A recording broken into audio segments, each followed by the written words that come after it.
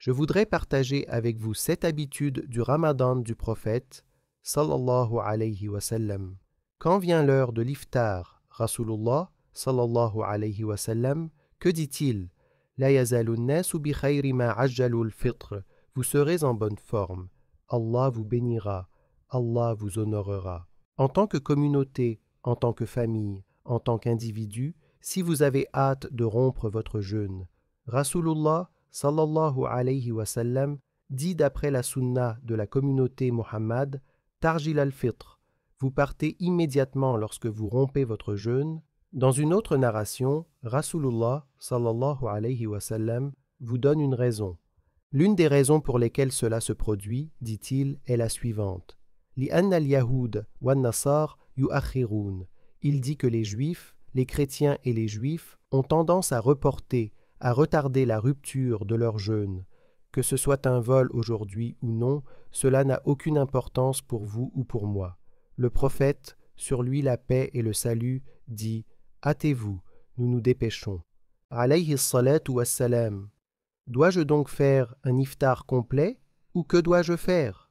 La sunna du prophète, sallallahu alayhi wa sallam, indique que, lorsqu'arrive le moment du maghrib, il rompt immédiatement son jeûne avec des dattes, tumaïrat ou tamara.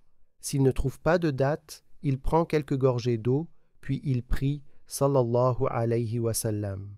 Quelle que soit la nature de votre famille, qu'Allah vous bénisse et vous protège, veillez simplement à ne pas retarder le maghrib trop tard. Alhamdulillah, nous avons arrangé les choses. C'était la sunna et l'habitude du prophète, sallallahu alayhi wa sallam, en ce qui concerne l'iftar, la rupture du jeûne. Habitude numéro 2, qui est l'invocation. Invocation et plus particulièrement au moment de l'iftar. Nous en avons deux pour vous, un général et un spécifique, dhikr muqayyad, c'est-à-dire Rasulullah, sallallahu alayhi wa sallam, disant « dhahab al-dhama'u » la soif est partie. Alors il mange, il boit, puis il dit « dhahab al-dhama'u » la soif est partie. وَابْتَلَّتِ الْعُرُوقِ et les veines sont humides. وَثَبَتَ الْأَجْرُ إِنْشَاءَ et la récompense est garantie par la volonté d'Allah. C'était l'une des invocations du prophète, sallallahu alayhi wa sallam, l'une de celles qu'il récite au moment de l'iftar. Il apprécie la ni'ma. J'ai de quoi manger, de quoi boire. Alhamdulillah. Alors, regardez son attitude. Nous devrions être ainsi, insha'Allah. Il dit ensuite « Wathabat al-ajr » il est optimiste. J'ai travaillé dur, j'ai sacrifié des heures de sueur et supporté la chaleur du soleil. Je suis optimiste. C'est le mu'min. J'ai travaillé dur. C'est vrai. Thabat al-ajru inshallah. Telle est l'attitude du croyant. Qu'Allah nous fasse appartenir à cette catégorie. Amina Rabbal Alamin. Puis l'autre type de dua. Prêt pour ça? Rasulullah sallallahu alayhi wa sallam dit maintenant l'habitude numéro 2, dua. Thalathatun la turaddu da'watuna. 3 groupes de personnes, leur dua n'est jamais rejeté. Allahu Akbar. L'un d'eux jeûnait jusqu'à la rupture du jeûne. La question a été posée il y a 2 jours. Dois-je faire la dua avant ou après l'adhan? Aucun problème. Les 2 options fonctionnent, insha'Allah. Si vous souhaitez le faire juste avant, n'hésitez pas.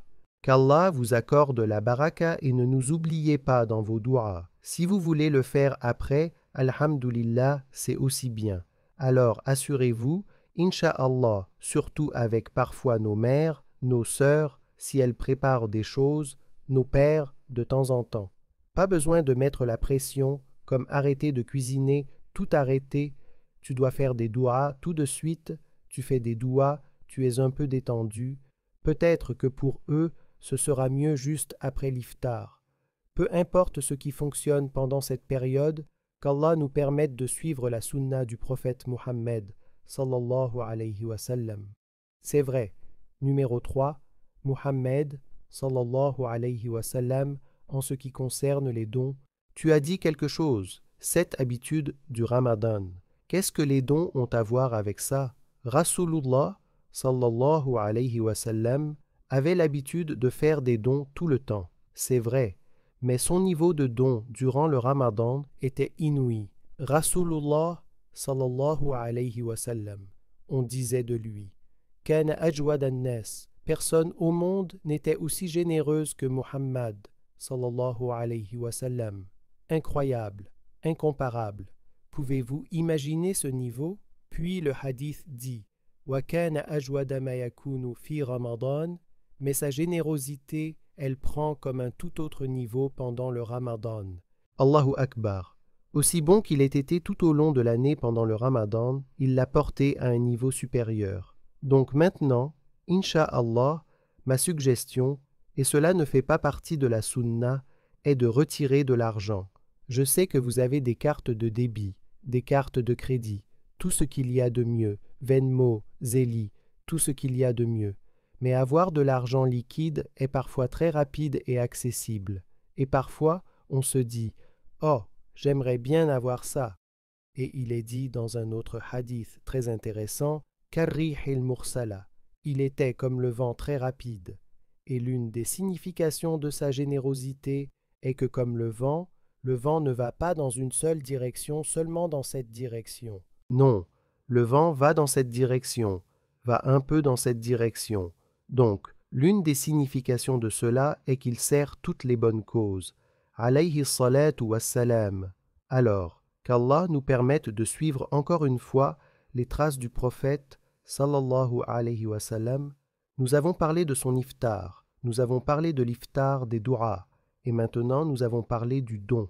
Le numéro 4 sur 7 frères et sœurs est sa récitation du Coran. Récitation du Coran. Dans le récit authentique, Rasulullah sallallahu alayhi wa sallam, il a été dit de lui wa kana yudarisuhu Jibril. Jibril alayhi salam venait au prophète sallallahu alayhi wa sallam yudarisuhu wa yuraji'u ma'ahu al-Qur'an wa dhalika kulla layla. Chaque nuit, Jibril vient et révise le Coran. Et que signifie lire le Coran?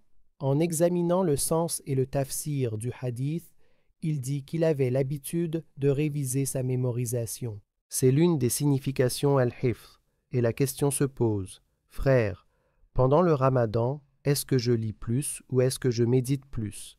Et il y a une grande discussion. Kullu khayrin, insha'Allah. Mais vous remarquerez qu'au strict minimum, assurez-vous de lire et de lire autant que possible. Si vous voulez compléter ce tafsir, regardez une sourate.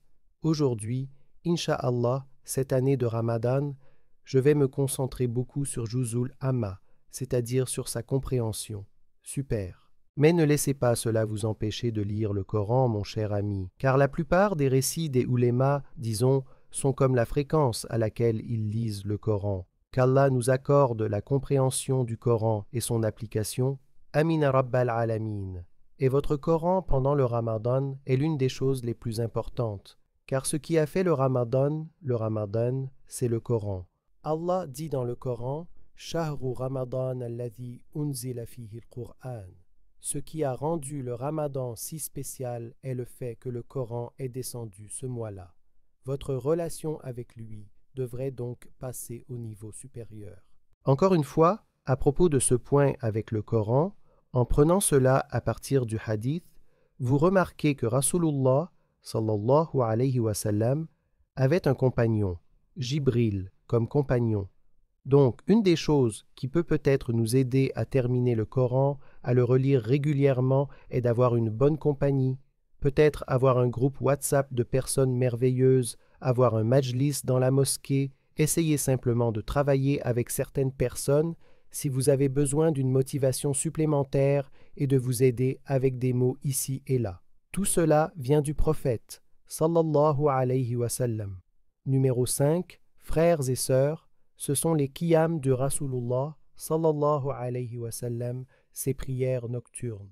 Qu'a dit le prophète, sallallahu alayhi wa sallam, Man qama Ramadan, celui qui se lève pendant les nuits du Ramadan, imanan wa ihtisaban, par foi et par espoir d'obtenir la récompense d'Allah subhanahu wa ta'ala. Savez-vous ce qui se passe? Ghufira lahu ma taqaddama min dhanbi. Tous les péchés que vous avez commis, tous les précédents sont effacés. Que devez-vous faire? Ne manquez pas une seule nuit du Ramadan. Qu'Allah nous le rend possible à tous, Ya Rob, et Allah est capable d'exaucer ce dua chaque nuit. Tayyib, frère, donne-nous quelques conseils que Rasulullah sallallahu alayhi wa sallam a vu nous conseiller pour pouvoir accomplir cela. Prêt? قال رسول الله صلى الله عليه وسلم إنه من قام مع الإيمان حتى ينصرف كتب له قيام ليلة. Le messager d'Allah sallallahu alayhi wa sallam a dit: celui qui se lève pour prier avec foi jusqu'à ce qu'il termine, il lui sera écrit le mérite de la prière d'une nuit. Rasulullah sallallahu alayhi wa sallam a vu que certaines personnes se posent des questions sur Tarawih et sur la manière dont il a été établi. Il y a beaucoup de détails que nous n'entrerons pas dans les détails maintenant, mais Rasulullah sallallahu alayhi wa sallam a effectivement établi une congrégation, Jama'at Qiyamul Laylati, dans sa mosquée à Médine, et il y avait des nuits où il ne le faisait pas. Une fois, on a attiré l'attention du prophète sallallahu alayhi wa sallam sur le fait que nous pouvions prier plus longtemps, n'est-ce pas? Encore et encore. Parce qu'il voulait obtenir la récompense de Jama'a Qiyamul Layla, regardez ce que le prophète sallallahu alayhi wa sallam a dit: quiconque prie Jama'a la nuit, comme lors de Tarawih, et part quand l'imam a terminé Qiyamul Layla, est écrit pour lui. C'est fait, vous avez accompli les prières de la nuit, une de moins, plus que 29, Inch'Allah. Je serai très honnête avec vous, j'espère que cela a été clair. Parce que quand j'ai entendu ce hadith, j'étais beaucoup plus jeune, et je pensais que quand l'imam avait fini, Hatta Yansarif signifiait que l'imam partait. Alors, j'attendais dans le hall de la mosquée, après Tarawih, jusqu'à ce que l'imam retourne à sa voiture, qu'Allah nous pardonne et nous accorde la guidée, Ya Rob. Ce que cela signifie, c'est que lorsque l'imam a terminé la prière, tu pourras continuer et Qiyamul Laylatin est écrit pour toi. Qu'Allah le rende possible pour nous tous. Amin Rabbal Alamin. Le 6e point, le suhour. Je sais que les gens ont des styles de vie différents, des emplois du temps différents, etc. Mais laissez-moi vous parler de l'habitude et de la sunna du prophète sallallahu alayhi wa sallam en ce qui concerne le suhour. 2 hadiths. Numéro 1. Rasulullah sallallahu alayhi wa sallam dit: Tasahharu فإن في السحور بركة. Il dit: assurez-vous de prendre le suhour. Le suhour est le repas juste avant le fajr, au moment du suhour, même si c'était un tout petit peu, parce qu'il y a de la baraka. Il y a de la baraka. Et quand Rasulullah sallallahu alayhi wa sallam dit baraka, que signifie la baraka? D'accord, vous buvez de l'eau. En général, lorsque vous buvez de l'eau, par exemple, cela vous empêche d'avoir soif pendant 3 heures. Si vous buvez de l'eau, cela ne vous rendra pas assoiffé pendant 3 heures. Par exemple, si Allah met de la baraka dans cette eau, vous pourrez aller 6 heures sans avoir soif. C'est un exemple de la signification de la baraka. Alors, quand Rasulullah sallallahu alayhi wa sallam dit Tasahharu fa inna fi suhura baraka, cela signifie que vous mangez cette nourriture, et cette nourriture, il y a de la baraka dedans. Cela vous permettra de tenir plus longtemps. Tu viens de mettre $5 d'essence, mais cela t'a conduit jusqu'à l'Ohio. C'est un exemple de baraka. Littéralement, c'est ce que signifie la baraka. Puisse Allah mettre la baraka dans ta santé, dans ta richesse, dans ta famille, dans ta vie, dans ta foi. Regardez le prophète, sallallahu alayhi wa sallam. Regardez comment il encourage les gens à faire le suhour. Il dit Tasahharu fa inna fi suhuri baraka. Dans un autre hadith, il dit Tasahharu walau bi jur'ati ma'in fa inna Allah wa malaikatahu yusalluna 'ala al-mutasahhirin. Wallahi, ce hadith suffit. Regardez ce que signifie cette traduction. Le prophète sallallahu alayhi wa sallam dit prenez le suhour, même si ce n'est qu'un peu d'eau. Allah et les malaïkas prient pour celui qui prend le suhour. Qu'Allah fasse de nous ceux pour qui Allah et les anges prient. Maintenant, passons au 7e et dernier point, frères et sœurs, qui est le comportement akhlaq du prophète sallallahu alayhi wa sallam. Nous avons parlé des actions, ce qui est merveilleux en termes d'ibada, adoration, mais il y a aussi les mu'amala, interactions sociales. Le prophète, sallallahu alayhi wa sallam, dit « Quiconque vient vers toi pour t'insulter ou te combattre, qu'est-ce que le prophète, sallallahu alayhi wa sallam, dit de faire? Il dit simplement « Inni sa'im, je jeûne, je jeûne. » C'est ta réponse. Quelqu'un te dit quelque chose de négatif. Réponds « Je jeûne, je jeûne. » Pas de réponse, ne te mêle pas à cela. C'est Ramadan. Les gens disent « C'est l'heure des adorations, je n'ai pas le temps pour les disputes et les combats. » C'était le comportement akhlaq du prophète, sallallahu alayhi wa sallam. Cette habitude du Ramadan du prophète, sallallahu alayhi wa sallam, que je prie Allah pour qu'il nous permette, à vous et moi, de les accomplir. Amin Rabbal Alamin.